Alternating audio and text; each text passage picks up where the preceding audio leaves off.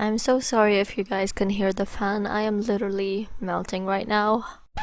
What's up guys? So today's video is all about the portfolio I used to apply to internships with, and I can happily say I've been accepted for an internship, which is so exciting, and I'm not nervous like at all.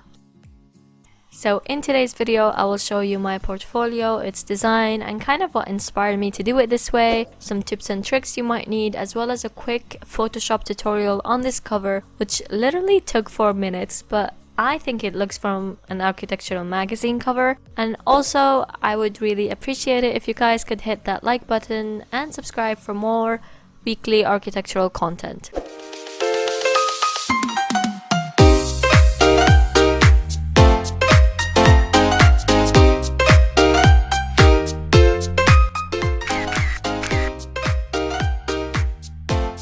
What I've learned from the amazing work that I've seen online is that behind architecture is a lot of graphic design, like what fonts to use and how to composition, and I've been actually watching a few tutorials on Skillshare to help me out with that.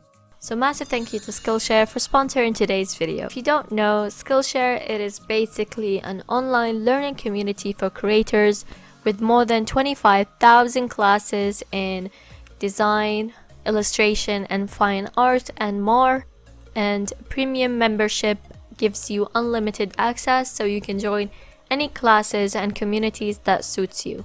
This class, for example, the Logotype Masterclass by Jessica Heish, is 13 lessons of pure graphic design guidance, having a formalized design process so that you are never stuck before deadlines, which is so amazing. Skillshare is also super affordable as the annual subscription is less than $10 a month. Join more than 7 million creators and me learning with Skillshare by using the link in the description to get a 2-month free trial. So if you watched my portfolio videos in the past, you might remember this clip. I have always gone with rectangle only because it's much easier to lay out images and text, and if you want to print your portfolio by yourself, then you don't need to do any cutting. I kind of lean towards a square now because it is one of the most basic shapes on earth and its proportions appeal to me. So let's start with the cover tutorial. The size is an A4 square, which is 297 by 297, and then I'm going to start adding guides similar to the portfolio by clicking once with the rectangle tool selected and then adding the measurement in millimeter. I will then start dragging the guides from all the sides.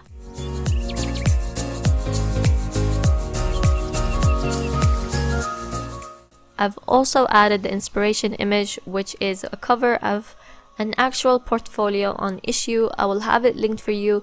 I've then added the image from my Hangar project, which is my favorite render, probably my favorite project I've ever done. Then I'm going to add a clipping mask and hide parts of the image from the top and the side to make space for the text. I'm going to add the title, portfolio, and make sure to spell check, otherwise you'll end up with portfolio, and that's not even a word. Then I'm adding my name under that. I will also add the date, type of project, and my qualification. So I'm still a student and this is all academic work, but if for example you are a graduate or if you are still in level 4 or 5, make sure to specify that, and make sure to specify if it's all academic, a competition, or professional work. You can leave it like that with color, which is still nice, but I wanted it black and white to give a teaser to the inside. So I will add a black and white adjustment layer and adjust the colors until it has a good contrast, and that is it. Literally very easy and quick, and I think it looks amazing.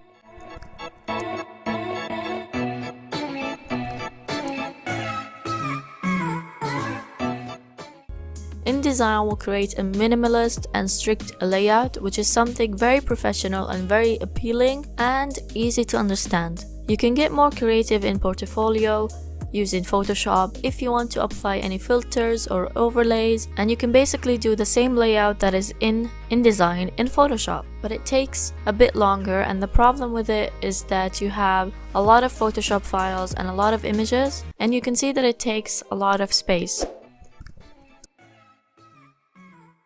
So after the cover, I have an empty page and then a contents page with 3 of my best projects, and the 4th one being model images and sketches. It is very important not to add a lot of projects and just choose the projects with the best visuals. I think 3 is quite a good number. Don't go over that because you still want to have enough pages for each project and not have it too long, but at the same time show the employer that you do have some experience in different variety of projects. So after that, I have this render for my urban project, and for this render I've kept it really simple and just worked with a few textures to give it a collage feel, and then the title of the project, which is 17 shards, and it's only at the first page of each project. And I've also added a brief description of the site and my project and my vision for this master plan. Next is my site analysis, and I know it's a lot of text, but I thought it was important for them to know that I can write, describe, and annotate instead of just nice visuals. The next page is my opportunities and constraint diagrams and my master plan. They are opposite each other so that the employer can understand my approach to designing the site and then how it was realized in the final design. And for the diagram, I could have made it full page, however I wanted the main focus to be the master plan, and I find with a square layout I just find it more appealing with centralized images like this instead of more a rectangular layout. And then you can see the full page layout on the right. It continues with the rest of the project. This one is the same project, however it's one of the building blocks that I went into detail, which is shard 0, the gateway building, and I wanted the page on the left to be very minimal, so I've rendered the site plan with minimal colors and then concept diagram and a few interior perspective, and then the exterior perspective is on the right, and I think this is actually my favorite perspective of the entire urban project. The page after that is the plans as well as 3 typical apartments found in my building as rendered floor plans, and adjacent to that is the sections and elevation, and it's very important to show as much context as you can because it's an urban project, and even if it wasn't an urban project, you should show as much context as you can, like 20 meters from the right and 20 meters from the left, that's minimum.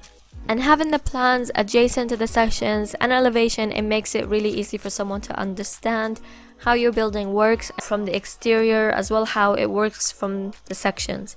And as you can see that in my pages, the images are big and clear and they are only showing 1 or 2 things maximum. So for example, don't combine plans and sections all into one page. I think that's just too much, and just have the focus on one thing. After that is the other building block I went into detail, which is the canal site housing, and it's the exact same layout as the other building block.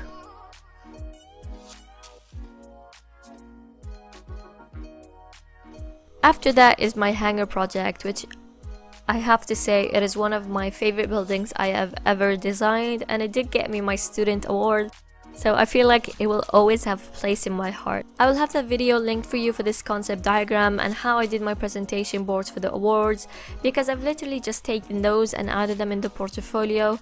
I did however have more sections and more elevations and just more visuals I could have shown for not just this project, for the rest of the projects as well, but I just tried to curate it and keep it tailored because you don't really want to bore the employer. So for example, for this hangar, it's all about the war and it's all about the people's feelings and how it has so many dark spaces for people to really experience the anger, the emotions, the sorrow. The biggest things in my project is obviously the interior perspectives and the section.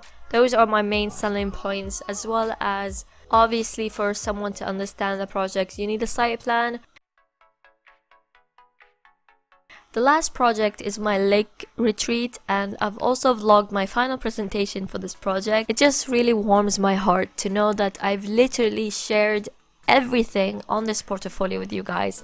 I feel that you were with me every step of the way, and I know that sounds literally so cheesy. I really just appreciate all of your support and love, and I can't wait to make more videos and just progress with you. Like soon I will be graduating and then working and showing you my professional work, and it's just so exciting. Like I know that you guys are growing up as well. Like the pages show a few visuals as well as a page with technical information, to show the employer that I'm not just a pretty face, okay? I understand technical information. I know how to do construction drawings. And then the next page is absolutely my favorite page. I sometimes forget that I can hand render. And these on the left were projects that I did in my previous university, as I took a class on hand rendering where we had to take images and then try to recreate them with different mediums. The one on the left is just an old door, and I've done that with ink. And then the one on the right is a cafe from Paris, and that was with a colored pencil and markers. And you know what could be a very fun video if I tried to recreate those now? Like, what would happen? Would you guys like to see that? You should tell me now, because if you say yes, then I'll have to buy some colored pencils. The ones on the bottom is also from that class, rendering a plan, section, and an interior elevation. Some model images on the right, and the last two pages are surviving architecture and hand sketches.